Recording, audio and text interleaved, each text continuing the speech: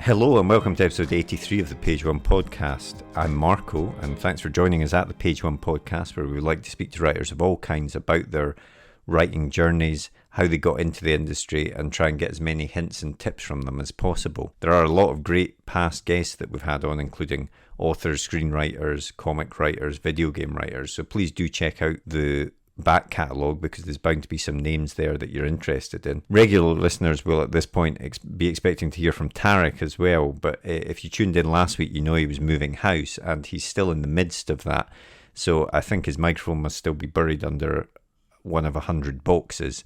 So he's not with me on this intro and outro part of the podcast, but he is in the main part of the interview and hopefully he'll be back next week. But for this week we have a great guest in the form of Duncan Hamilton, a former sports journalist who has subsequently turned his hand to writing books, specifically sports non-fiction books, which have won him a number of awards. His first non-fiction book, Provided You Don't Kiss Me, 20 Years with Brian Clough, won the William Hill Sports Book of the Year in 2007, and he's subsequently gone on to win that award another 2 times for various sports books. He's also won various other awards, so he is an expert in that field, and it was a really interesting chat with him, talking to him about how he got into journalism, how he decided to get into writing the longer form non-fiction, and why he actually finds that easier. And then also speaking to him about fiction, because his latest book, Injury Time, is actually a novel, still set in the world of football, but it is fictional. So it's a really interesting chat, and we cover all of that. And even at the end, because we recorded this podcast just before the Euro 2020 final between my team, Italy, and Duncan's team, England, so we even chat about that at the very end of the podcast. But I'll get straight into the interview now, after a quick advert for our writer's notebook, and then I'll be back at the end of the podcast with a bit more chat and to let you know about next week's guest. The blank page. To some, it's terrifying, an obstacle to overcome. But we prefer to think of it as an opportunity, a blank canvas to be filled with all of the adventures and characters in our head. So how to overcome that fear? Well, we all know the best advice for a writer is write. Seriously, get words on the page and more will follow. But what about later, when you start trying to pull those threads of what you've written together? What about the character you wrote about way back at the start? Who was she again? What was she carrying? And where did she leave the MacGuffin that she now really needs in the third act? Think about all those top thrillers you like to read, or that amazing drama you just watched. What did they all have in common? Structure and planning.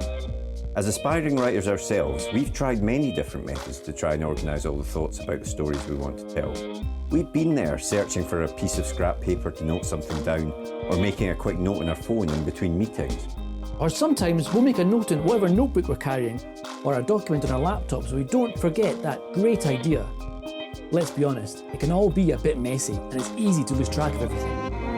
And that's when we realise it's not just the story that needs structure and planning, but the way we gather all of our thoughts about it as well. And so we made Page One. Page One is more than just another notebook. It's a place to put down all your ideas for your latest project, divided into easy-to-use sections that will help you plan your story, so that when that blank page comes calling, you're ready to answer. And then afterwards, once it's written, we realised you need to plan how to let people read it, so we included a section relating to submissions. Each one is designed for one project, whether you want to write a book, screenplay, a comic, or any other kind of story. We truly believe that when you use it, it will help you get to the main event, writing your story. So we hope this helps. We can't wait to read what you come up with. And remember, every story starts with page one.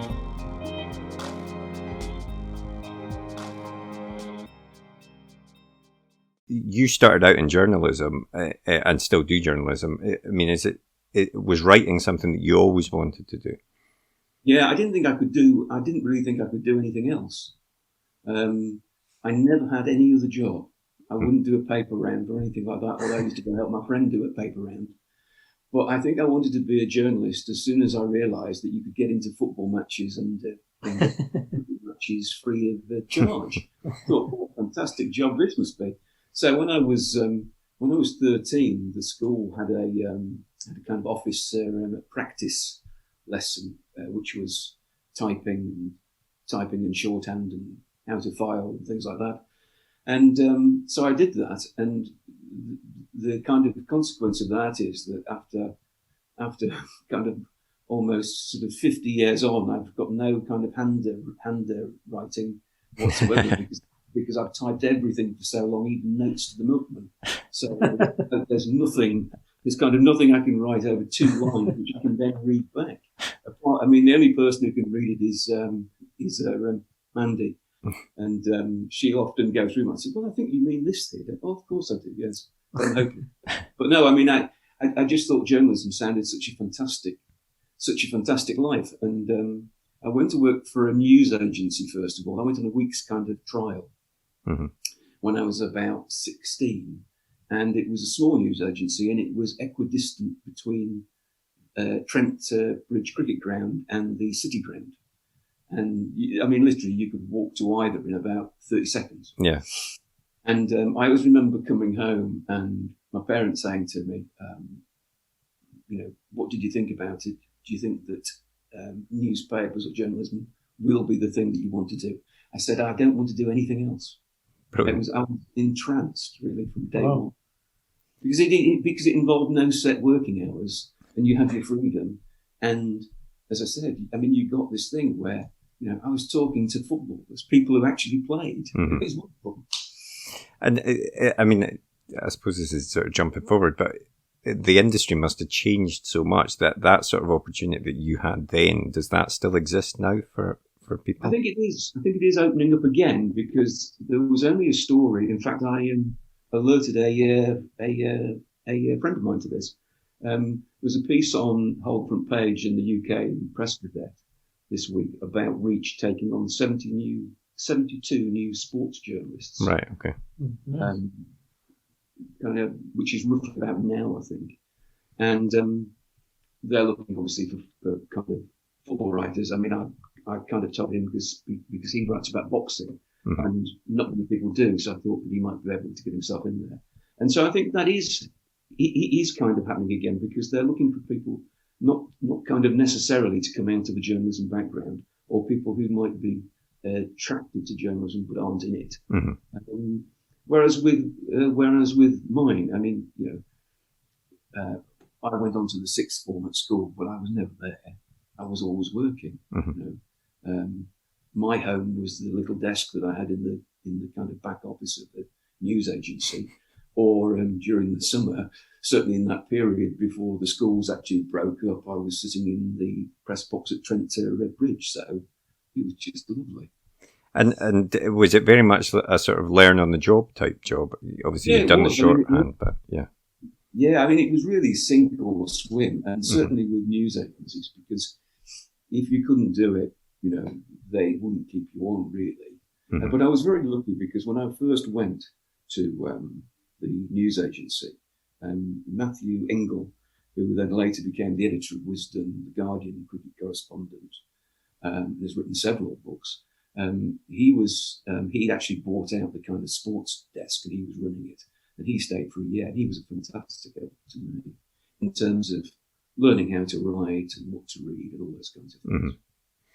And you say that it was a great job because there was you could work your own hours, etc. And there was all the freedom and the flexibility with that. But there must have been a lot of deadlines. The flip side of that is you have to make sure that you're on top of your deadlines, and a lot of stuff coming last minute that you need to turn over quite quickly. Was that the kind of your experience of it? Was that quite stressful? Yeah, it was. I mean, to be honest with you, certainly in the early days, when I was covering Nottingham Forest and they were in the second division, the old kind of second division, we would get lots and lots of orders. So, you would get 450 words from the Sunday Mercury in Birmingham, for example.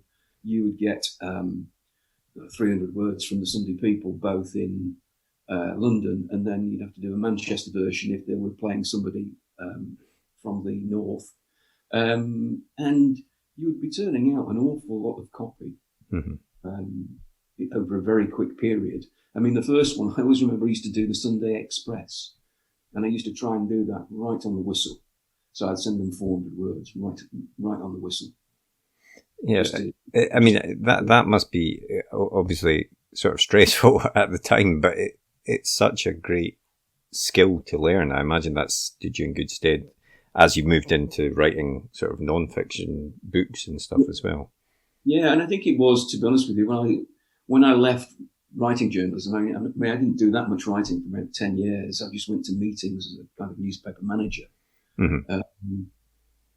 But kind of being able to know what journalists can do and what they can't do, and what the deadline demands are. That was absolutely precious knowledge, really. And I think it's just like anything else, that the more you do it, the more you get used to sort of doing it. Yeah. And the first book you did was back in 1988, about Nottingham Forest. And I did wonder, what was the kind of impetus in wanting to write a book? Was it something you'd always kind of wanted to write, or was it just a natural progression of what was expected? Well, it's funny actually, because the last literary festival I did, which was the last time I was in Leeds, was about March the 1st last year, and somebody actually brought that book to be signed. And nice! Gracious, you've done well digging it. And it was actually written in about 2 weeks, because at that particular time there was a company which used to deal with newspapers and really take their newspaper photographic archive and turn that into books that had some words with it. And we did actually at the same time, the Notts County reporter, who was Dave McVeigh, did Notts County, and the cricket reporter did Notts cricket, and I did Forest. And of course, the advantage for the publisher was that he got free publicity in the paper.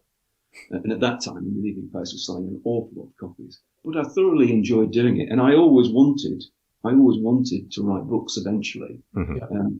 But I never thought I would write non-fiction books. I was pretty dense, and I didn't have this thought about, I could write a non-fiction book. But I'll just see if I can write some fiction. Yeah. Which was just rubbish. That leads me on to my next question, which was obviously between that book and then Provided You Don't Kiss Me, there was nearly trying to do my maths here, nearly a 20-year gap in publication. What was it that sort of brought you back to that longer form of writing? Well, I can tell you, first of all, the kind of reason for the gap is that, firstly, my daughter was born. And so, then I decided I didn't want to go to London. I didn't want to go and work in London. I did all the subbing shifts that you have to do to get offered a job in London. And at the very point I was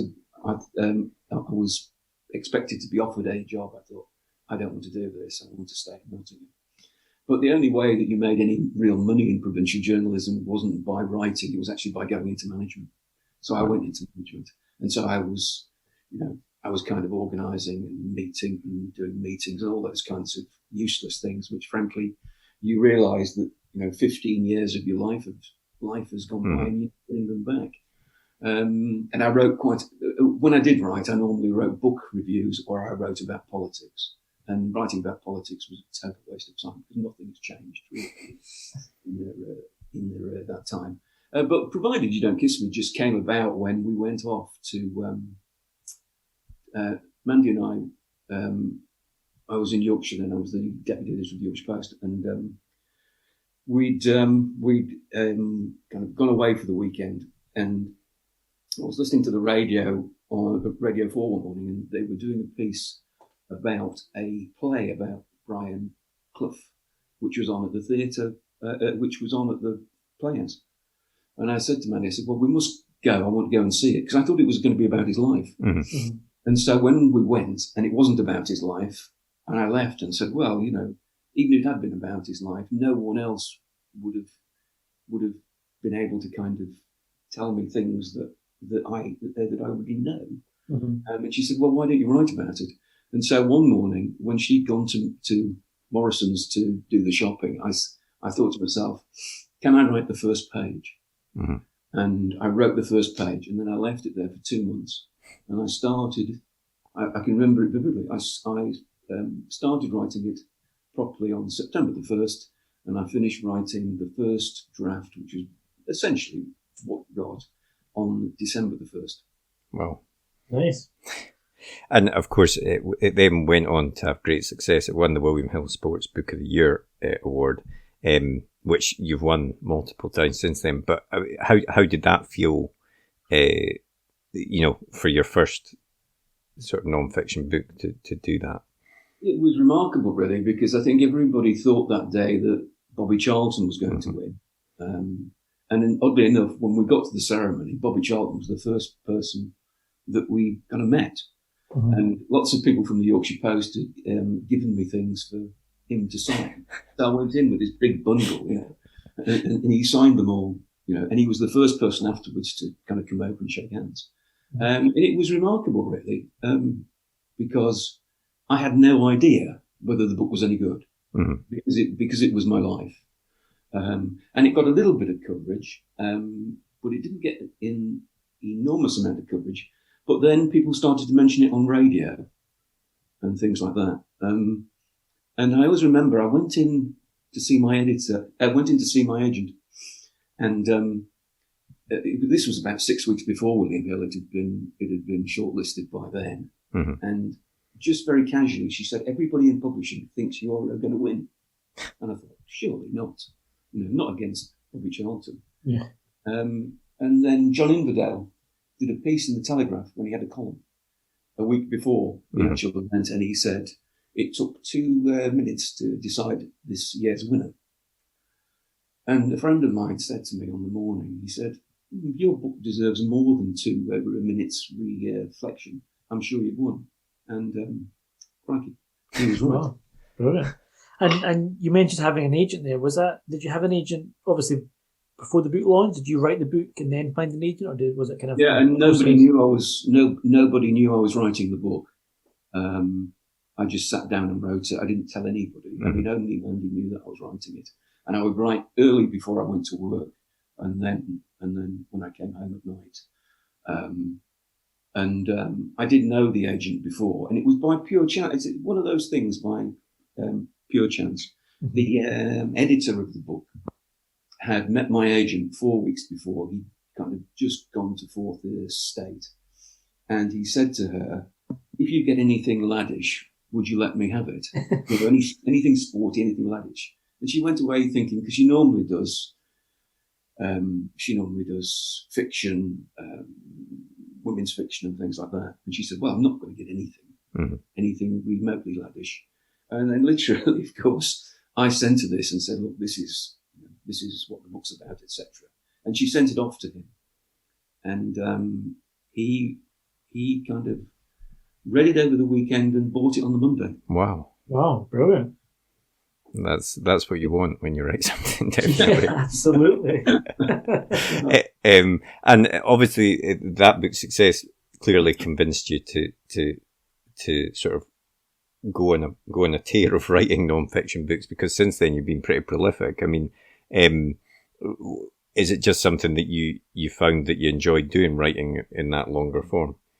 Yeah, I think it is. I mean, I said to the Daily Express this morning, I've just done a piece for the Cricketer magazine, which is 2,400 words. It's 1,500 words for the Express. And I said to him, I find it easier to write 6,000 words because I'm now conditioned to be able to hopefully pace it. So yeah, I suppose really that I get bored very easily, and I'll say I'll take a week off and then I don't take a week off, or I'll say, or I'll go on holiday and I'll start writing something, or something like that. I think the one thing was, I remember specifically with William Hill that it used to be run by John Gorsted, who ran the Sports Pages bookshop, which was just opposite Foyles. And I remember him saying to me, "Oh, you can now write anything you like." And I stopped myself from saying to him, "Well, actually, I am already 30,000 words into doing a biography of Harold Larwood, and I think better than Provided You Don't Kiss Me." And so how is it that you decide what subject you want to write? Is it just your own interest and you just want to explore something in a deeper way? In a way, but I've always got to think to myself, And I can give you an example of this, I think. Every story has a beginning and an end, but only a choice few have a middle, and have a middle that's kind of good. Mm-hmm. And I always think that the best example of that, if someone asks me for one, is actually Bill Shankly. Bill Shankly had a great beginning and a fantastic, it was end that he decided to retire abruptly, and then obviously he died 6 or 7 years later, and he always missed his job and regretted it. But there's this big slab in the middle where, from say 1965, after they win the cup, nothing really happens until they actually win the FA Cup again. Mm-hmm. And I always thought, he'd make a great subject for a book, but I'm not sure I can make it work. Yeah.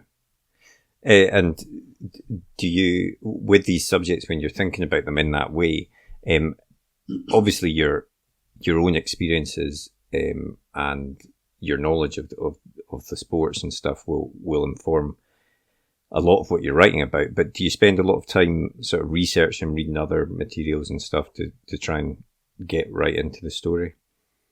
Absolutely. I mean, to be honest with you, doing this book about post-war English football, in the last 3 or 4 months, I must have gone through about 120 books, I think. Right, okay.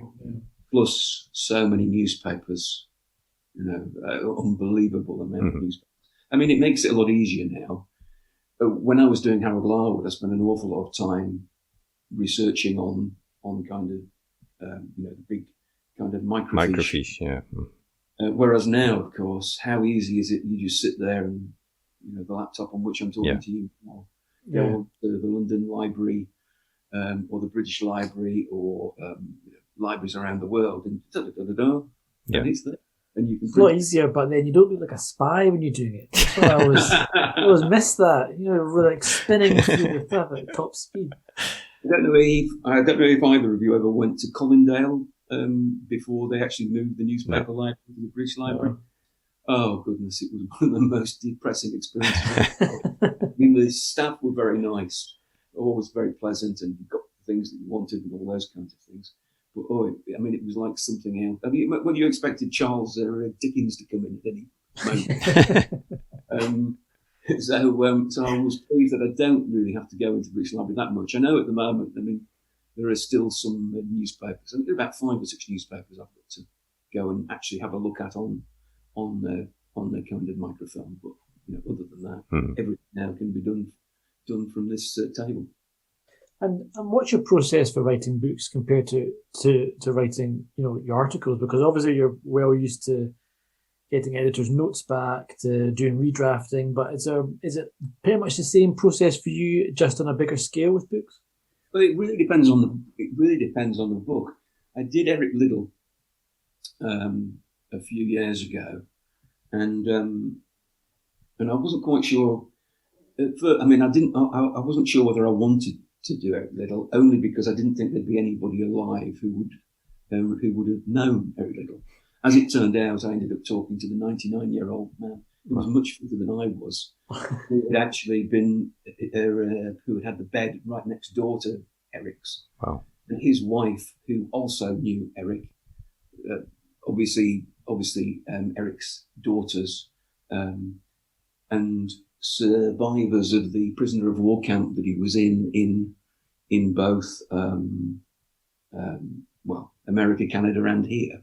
I mean, there were loads of people about, but I knew that the kind of thing that I had to do, because I couldn't see that I would have to start the book any other way, that I'd have to go to China and visit the camp. Mm-hmm. But I couldn't do that. It was difficult enough to actually get into China then. Trying to get into China now would be impossible. But I had a 3-month wait before I could go. So I actually wrote, I'll probably get this wrong, but it'll give you an idea. I think I wrote chapters 4, 5, 6, and 7. Right. And I wrote chapters 2, 3, and 4. Then I wrote the first chapter. Okay. So it really, I don't necessarily do things in a chronological order. And sometimes will write particular scenes if they're very much in my mind, so that they're there when I get to them. And it also makes it feel as if you're actually working quicker than you are. It's a psychological, I suppose. But have you got like an outline or a plan of what the order, the structure of what you're wanting to do beforehand? Absolutely. Yeah. I mean, I always work out what I'm doing, because essentially what I'm trying to do is to work my way up to what I think the centre of the book is, and then to work away from that towards the end. So it's the kind of three most important decisions you can make before you actually begin. What is the beginning? Where do you see it ending? And what's the midpoint? Mm-hmm. Yeah. Basically. And now, of course, you've made the jump into fiction with your first novel, Injury Time. So why don't you tell us a little bit about what the book's about? The book's about a footballer who leaves his former club after in rather acrimonious circumstances, and despite the fact that he's a bit of a club hero because he scored the winning goal in a cup final for them, and he goes to manage overseas. And when the club are really in trouble, his kind of mentor is very ill, and he's not been able to prevent them from kind of dropping down the table. And when he takes over the job, he has literally 12 or 13 games left to save them, and nobody thinks he will actually do it. Mm-hmm. And what was it that made you want to write fiction, make that move into fiction? Well, I think what happened was that after Provided, I did write about 25 pages of a book which is pretty much like Injury Time, mm-hmm. but other books tended to kind of get in the way, and I couldn't really, I couldn't get any time to sit and work on it. Mm-hmm. And then in 2018, I did a book called Going to the Match, which was kind of the title taken from the Lowry painting of the fans going into Bolton. And the editor that I'd worked with on Harold Larwood and a book called A Last English Summer dropped me a line and said he thought it was a fabulous book, he really enjoyed it. But he said, you really should write that novel now that you're kind of thinking about. And so I went back to it and agreed to do it in I think June or July 2019. But I had to finish a cricket book before, and Neville Cardis, the book about Neville Cardis had just come out, or was just coming out. So I had bits and bobs to do with that, and then I had to finish off the kind of cricket book. And so I said to him, right, as soon as I've done this cricket book, I will kind of write you the novel. And just by pure kind of circumstance and serendipity, that I was able to write the novel all the way through lockdown. I actually started it in the first week of March last year. Right, okay. And I'm going to ask this question, it's probably a very ignorant question, but as someone who's not a massive football watcher myself, football is a massive sport, and I never seem to see that many fiction books told in that area. And is that something which you're surprised at, or is there? Because it seems that there'd be a massive market for that kind of thing, or is there a lot of books I'm just not aware of? There are a few. Most of them have been celebrity kind of things where Jimmy Greaves, the old Spurs player, did a couple in the 1970s because he wanted to try and follow. Do you remember Dick Francis, who used to do all the racing thrillers? Yeah. Incredibly popular books. And he wanted to have a go at doing that. And so, and Derek Dugan, the old Wolves and Northern Ireland centre forward, did the same. Brian Glanville, the Sunday Times writer, has written a couple of fiction books, but I think it's very difficult to kind of get inside football if you haven't worked covering it or something like that. Mm-hmm. And similarly, you've kind of always got that problem with football, is that, or with a lot of football novels, that they don't use real teams. Yeah. So so they're playing, Butterworth City or something. It doesn't quite work out, So I thought to myself, well, I'll pinch this from B.S. Johnson, I don't know if you've read B.S. Johnson's The Unfortunates, No. which is a fantastic novel. It's called his Book in a Box because it comes in a box, and the chapters aren't actually bound. Sorry, each chapter is bound, but apart from the first chapter and the last, you can read the middle in. Right. Oh, that's quite interesting. Yeah. It's a fascinating book. And Johnson had been a sports reporter for The Observer, and he got the idea when going to Nottingham to cover Nottingham Forest against Manchester United in 66 or 67. But he didn't mention the fact it was Nottingham. He just described the city. Mm. And so I did that with this. I mean, obviously the setting is kind of Nottingham. Obviously the club is Nottingham Forest. But of course all the people in it are fictional, apart from those who are real, who are named. Mm-hmm. So that Nottingham Forest, that kind of team which I've invented, comes up against Manchester United team, which includes Cantona and Giggs and Schmeichel. They go to Aston Villa, and Gareth Southgate is obviously playing for Aston Villa at that time. And my character has a long conversation with George Best, which at least as I've done a biography of George, I felt qualified to kind of know what he would say.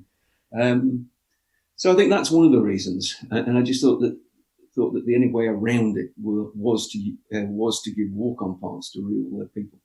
It's a funny thing, the sort of portrayal as football in fiction, also in films. I've always thought, there are so many great sports movies, and there's and football as a sport has its own great narrative.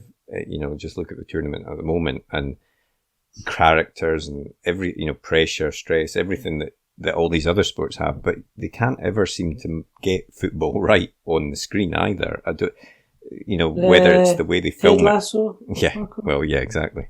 The way they film it or something, it just doesn't come across. It's something that I've always wondered, why can't they make this work? Because it is, if the biggest sport in the world, I think. So yeah, it is. I mean, it's peculiar, really. In fact, I was having this conversation last week with my boxing friend, and I said, with boxing, it's absolutely easy because you don't have to explain it. You don't, just two men fighting, and one of them might fall over or get hurt or something. Whereas with football, it is completely different, and you've got to try and choreograph 22 men on a pitch. Yeah. I mean, when you look at the Damned United, I loved the book. Mm-hmm. I really loved the book, and I spent a great night out with David Peace when we were going around Leeds, and I just didn't get the film at all, with one exception, Timothy Spall playing Peter Taylor, despite the fact he looked nothing like Peter Taylor. Yeah. It was the wrong shape for Peter Taylor, but there was something he got out of that character that was Peter Taylor. But as for the rest of the film, I mean, it was a bit kind of, Max Sennett silent films from the 1920s, really, for me. I just couldn't get it. Is it the same across the pond, though? With American football, was that, because that's another team-based sport, but that seemed to be a lot more obvious cinematic examples everyone can think of.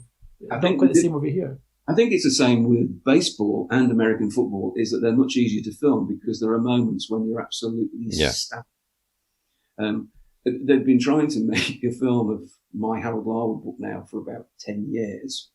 And when I was doing the research for it, I spoke to David Putnam about his work on Chariots of Fire, because he had planned to make a bodyline film afterwards, but he was in a difficult position where he couldn't have a kind of LBW decision because nobody in the US knew what it was or actually understood LBW. So he had to take that dismissal out. If you take that dismissal out, well, it doesn't quite work. Yeah. Uh-huh. And that's the thing. I mean, cricket is also very difficult to kind of do. Mm-hmm.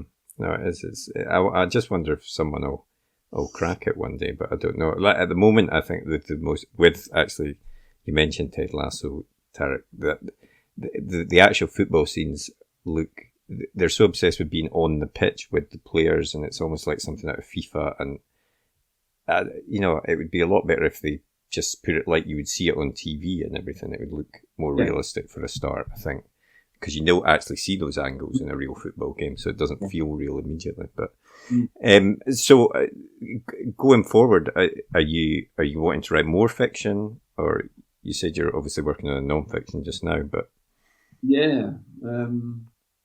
retirement's looking like an option. I think. Because you start. I mean, I go through this phase every time, so I know it's going to pass. But you just get to the point. I always remember when I had. When I was doing George Best, and George's life was George's life. But I remember looking. I've got printouts and newspaper cuttings, and they were about as high as a door. And I was thinking to myself, how am I ever going to boil this down to?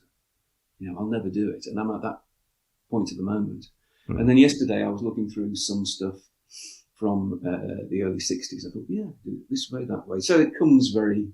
I mean, you kind of get over the high mountain, and you get to see the distant scene, hopefully, at some point. And how is it writing fiction compared to non-fiction?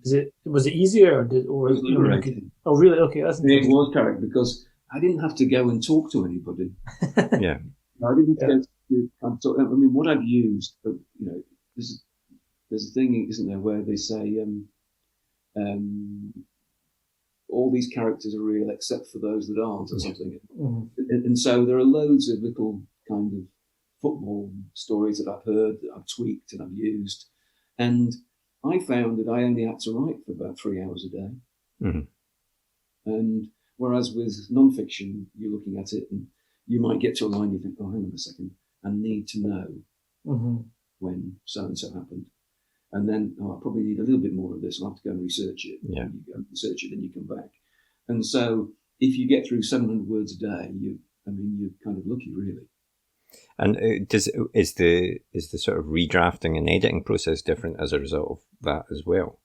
No, it's the same arduous task that you print everything out and you hope that it might look better when you see it on the printed page. And you go through it and think, oh my goodness, how did I manage to write this sentence?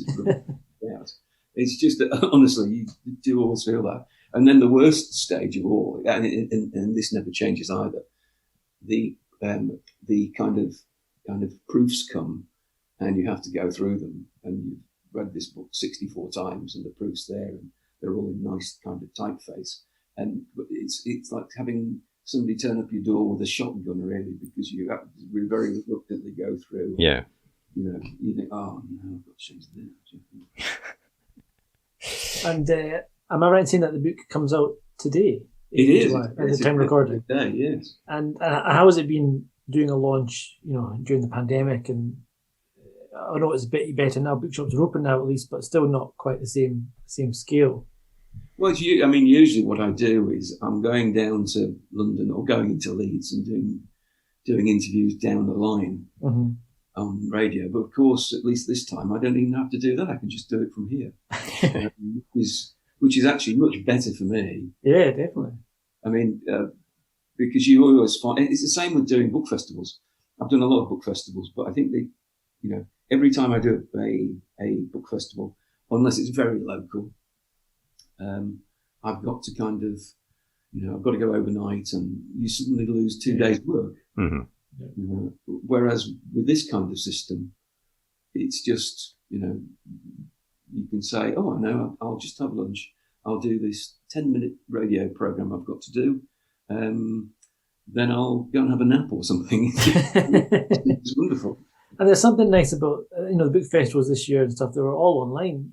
There was no worrying about trying to get a seat. You could watch as many as you wanted. And so I think from the point of view of the audience, it was wonderful, because you could just see so much more stuff. And as you say, you could be at home till 5 minutes before it starts, and then flick it on and watch it as you're having your dinner. It was that part was going. Obviously, you're not meeting people in the flesh, and that's part of the appeal of book festivals, actually meeting people that you like the writing of. But there's plus and minuses to everything, I suppose, isn't there?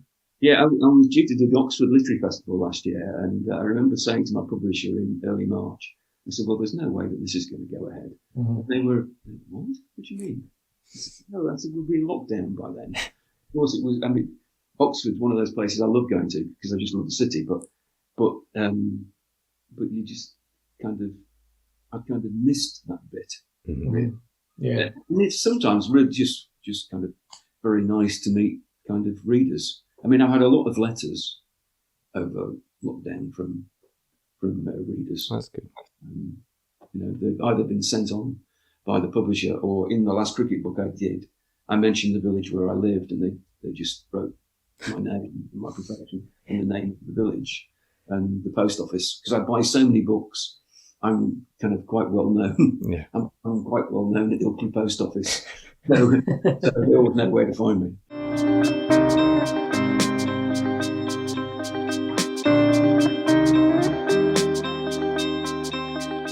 What was the last book that you read? The last book I read? Yeah. Yeah, I finished it yesterday, actually. It's Jumper Lahari's in their Other Words, which is basically about how she decided to write in Italian rather than English, and went to Rome and lived in Rome early part of the last decade, 2012, I think. And it was odd because I'd just read her novel Whereabouts about, sort of 2 weeks, 2 or 3 weeks earlier. And I just found, I mean, she was learning Italian from scratch and then writing it and then producing novels. So just awe-inspiring, really. Oh, yeah. I haven't done good English yet. And what about the last film that you watched? Oh, actually, it was last week, actually. It was Stalin's Terror. Oh, It's about another, she's a writer and a university lecturer, and it's Emily Watson. All right. Okay. And it's set in the 1930s and 40s, and she goes and she's kind of cancelled by the Soviet Union, and she spends the next 10 years in a prisoner of war camp. And it's a true story. Yeah. And what was the last TV show that you watched or are watching? Oh, I watch everything. I mean, one of my great ambitions, which will never now be fulfilled, was to be a TV critic. All right. Okay. oh, nice. Yeah. So, because I thought, well, what's even... I remember once being at home and watching one of those schools programs where they used to do a kind of day in the life of. And the TV critic, I think of the Evening Standard then, I think it was Jackie Stevens. And she was just, she got up in the morning and she had a cup of tea, and then there was a knock at the door, and somebody, and this will kind of tell you how old it is, handed her a big envelope, and inside was some kind of videotapes, which you could then go and sit and watch. The job that is. Sounds pretty good, right enough. So yeah, I mean, I do watch everything. I mean, what are we watching at the moment? Let me see. We're on the last series of Ozark. Oh, right, nice. Yeah. Big fan of that. Very much looking forward to the last season whenever it comes on. But obviously, what I'm also, frankly, I would just watch one after the other. I'm watching the Ken Burns documentary on Ernest Hemingway. That's nice. Excellent. It's absolutely fantastic. What's that on? It's on BBC Four. Ah, excellent. Need to watch that. And the very, very last thing we always do is a quick fire either or. So I always say there's no right answer apart from one. And we'll start off with football or cricket. Both. Brian Clough, Pep Guardiola. Brian Clough. He would TV. give far more stories. Yeah. TV or cinema? Oh, TV.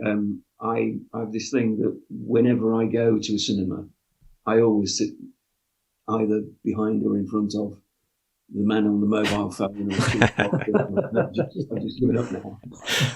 A night owl or early bird? Early bird. Fancy restaurant or a takeaway? Takeaway. A real book or an e-book? real book. As you can see. Yeah, as you can see from you can't see this, but yeah, he's got very, very stacked bookshelves behind him. So. Unfortunately, Duncan, that was the wrong answer for that. Great having you, but... And I'll add a cheeky one, Italy or England? Oh, England. I hope you're wrong on that one, I have to say. Yeah, well, to be honest with you, I think we've got something that Italy don't have, which is actually width. It'd be a good game anyway, I'm sure. Yeah, so it'll be very nervous, I think. And of course, if England win, then nobody will be going to work on Monday. Exactly.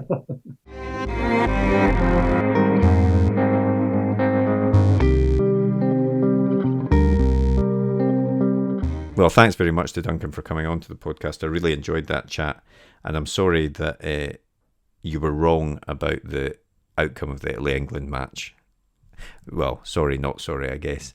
No, but seriously, thanks very much for coming on to the podcast, Duncan. And as we said during the podcast and at the start of the episode, his latest book is the novel Injury Time, and that is out now, so you can go and pick that up, and we'll put links to his books so that you can buy them online if that's how you want to buy it. Now, this is the point where I would normally tell you about next week's guest, but we actually have a couple of potential guests for next week's episode, so I'm going to leave it as a mystery at this stage, but I can assure you that each of the guests are great, and they'll both be on the podcast. It's just that we're not sure which episode we're going to release next week, so I can promise you it'll be an interesting episode, so please do tune in for it.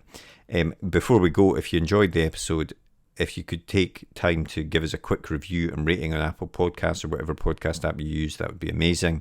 If you enjoyed it, please do subscribe to the podcast so that you can always find out when we've got a new episode out. And if you want to get in touch with us about anything, let us know your thoughts or suggest potential guests or potential questions, then you can drop us a tweet at right_gear on Twitter, or send us an email to podcast@rightgear.co.uk. Otherwise, have a great week, and we'll see you next episode.